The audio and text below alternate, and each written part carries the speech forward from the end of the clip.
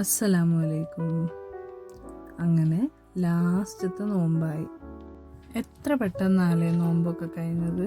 ഫസ്റ്റത്തെ നോമ്പ് തുടങ്ങിയ പോലെ ഉള്ളൂ, അപ്പോഴേക്കും ഇതാ ലാസ്റ്റത്തെ നോമ്പുമായി. നാളെ പെരുന്നാളുമാണ്. അപ്പം ഇന്ന് ലാസ്റ്റത്തെ നോമ്പിൻ്റെ വിശേഷങ്ങളാണ് ഷെയർ ചെയ്യാൻ പോണത്. ഉപ്പ എന്നതുപോലെ ഒരു ചിക്കൻ കറി ഉണ്ടാക്കിയിരുന്നു, അതിൻ്റെ റെസിപ്പിയും ഞാൻ ഷെയർ ചെയ്യുന്നുണ്ട്. അപ്പം വീഡിയോയിലേക്ക് പോവാം.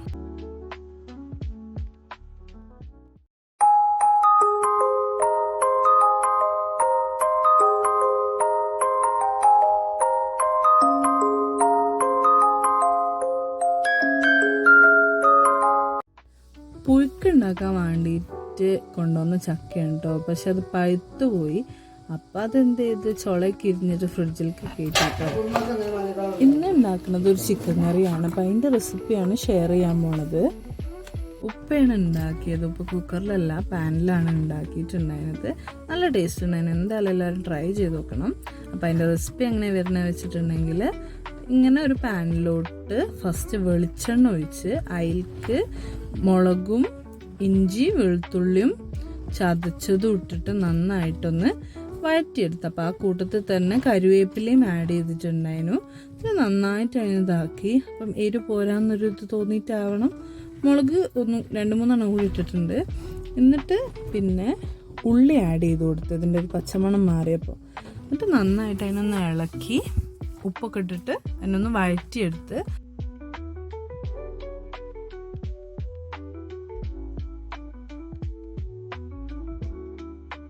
അങ്ങനെ അതൊന്ന് വഴണ്ട് വന്നപ്പം അതിലേക്ക് തക്കാളിയും ആഡ് ചെയ്ത് കൊടുത്ത് നന്നായിട്ട് അതിനെ ഇളക്കി.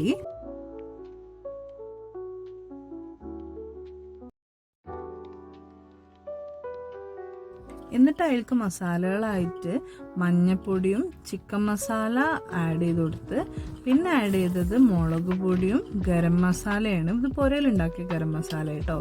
അങ്ങനെ അത് നന്നായിട്ടൊന്ന് ഇളക്കി കൊടുത്ത്, പിന്നെ ഇതിലേക്ക് വേണ്ടി കുറച്ച് വെള്ളം, ജസ്റ്റ് ഒന്നിത് വെന്ത് വരാൻ വേണ്ടി കുറച്ച് വെള്ളം ഒഴിച്ച്, പിന്നെ ആവശ്യത്തിനുള്ള വെള്ളം നമ്മൾ ആഡ് ചെയ്ത് കൊടുത്തിട്ടുണ്ട് കേട്ടോ, കറിക്ക് അനുസരിച്ചിട്ട്.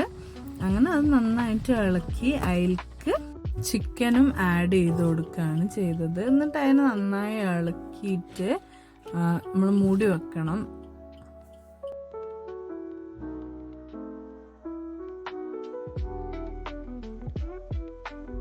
ഇത് മൂടി വെക്കുന്നതിന് മുന്നായിട്ട് ഇതിലേക്ക് മല്ലിച്ചപ്പ്, പുതിനച്ചപ്പ്, കറിവേപ്പിലയും ആഡ് ചെയ്തിട്ട് നന്നായിട്ട് ഇതിനെ ഇളക്കി കൊടുക്കുന്നുണ്ട്.